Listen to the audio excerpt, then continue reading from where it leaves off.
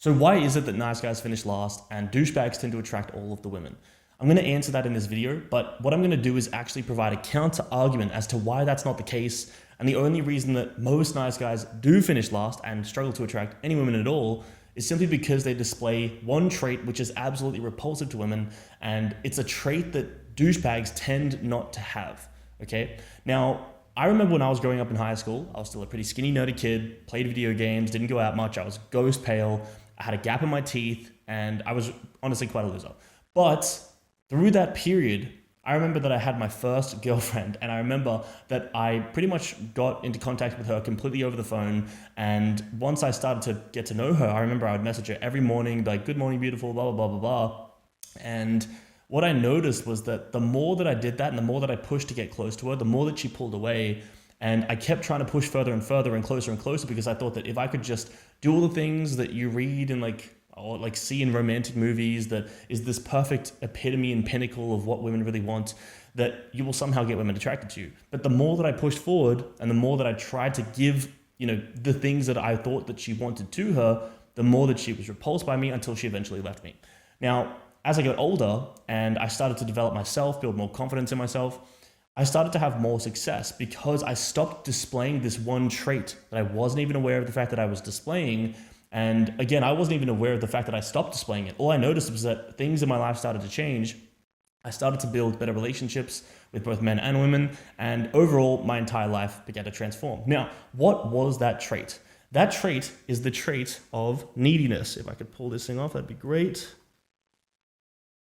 Neediness.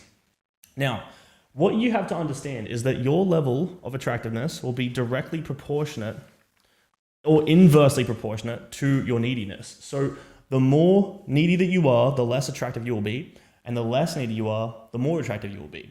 This is why douchebags tend to be seen as attractive by women and why a lot of them flock to the douchebags, because it's not actually that they're attracted to the fact that they're douchebags, because anyone in their right mind understands that they don't want to be with someone who's an asshole. But what they are attracted to is the fact that they have no neediness. They could very well go on about their lives without that girl and not give a single solitary fuck.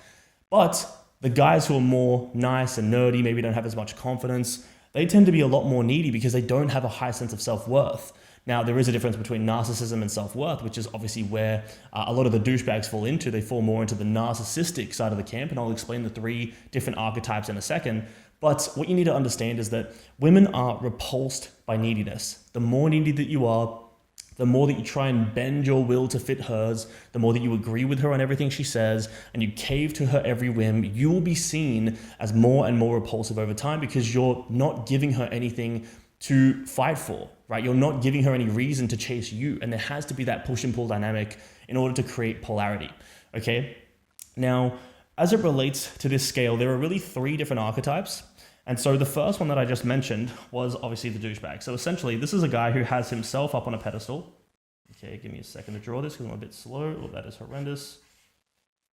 So this guy has himself up on a pedestal. We even give him a nice hat with a big D on it for douchebag.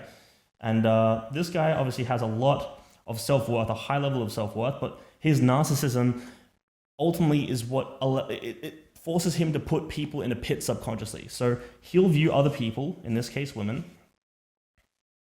down here below him. So this gap right here is narcissism. Now, this is obviously not healthy, but women will still be attracted to a guy like this because, again, he has a low level of neediness. So neediness is going to be inversely correlated with your self-worth. So essentially, the higher your self-worth, the lower your neediness. The lower your self-worth, the higher your neediness. But it also plays into how you see other people. The higher that you place other people on a pedestal, the greater your neediness. The lower you place other people on a pedestal, the lower your neediness, okay? This is obviously not a situation that you want to be in. You don't want to be an asshole. This is just going to result in a lot of unhealthy relationships for you and the people that you date. Now, the second camp is probably you if you're watching this right now, the nice guys. So you place yourself down here in a pit, give them a sad face, and you place women up on a pedestal.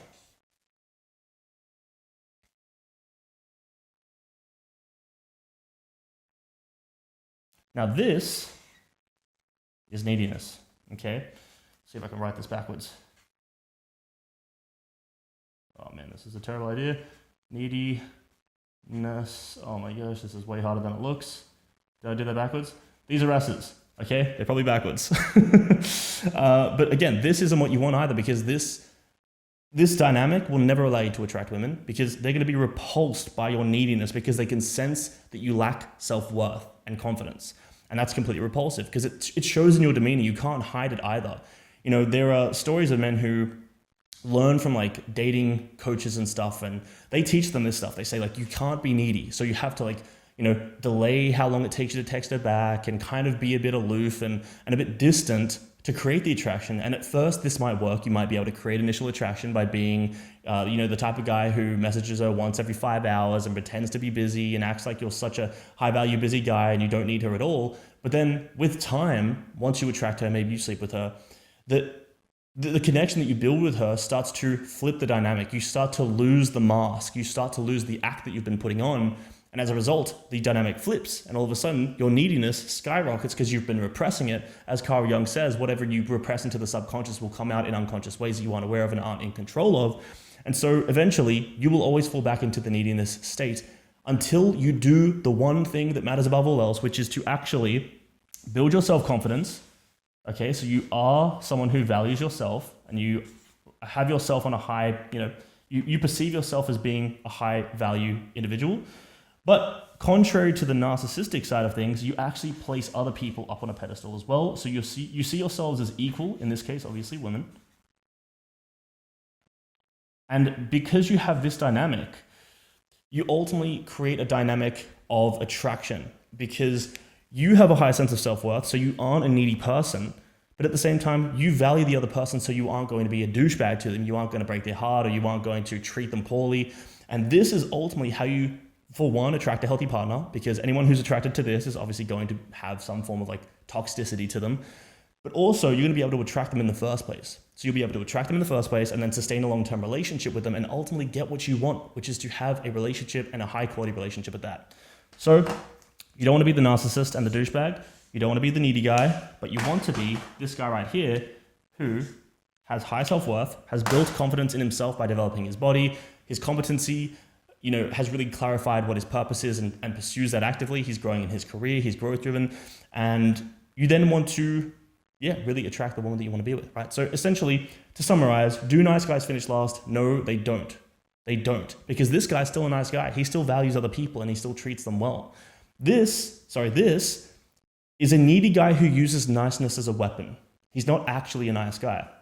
For example, if this guy's super needy and he's trying to attract a girl at the bar, so he buys her lots of drinks, and then, you know, she takes all the drinks and then fucks off because she doesn't actually have any form of attraction to him, he will lose his shit and he will say, you're a gold digger, you're a piece of shit, blah, blah, blah. So in reality, he's not actually a nice person. He's using niceness and generosity as a weapon to attract people. Whereas this sort of guy, he doesn't need to use these sort of dynamics to attract people. He is just inherently a nice guy, but his low levels of neediness is what forms the attraction to begin with. So then there's that dynamic of non-neediness, which in attachment theory is called having a secure attachment style. This is more of an anxious attachment style, and this is more of an avoidant attachment style. So this also ties in with attachment theory. This is really a secure attachment style where you aren't needy, you have high self-worth, you don't have this dependency on other people to fulfill your needs, which is essentially what this is. You're trying to get validation. And as a result, you're able to attract high quality people. You're able to sustain relationships with them that are healthy, that fulfill you, and everything is gravy, okay? Nice guys do not finish last. This is the nice guy that you want to be. You want to be a man who builds his worth.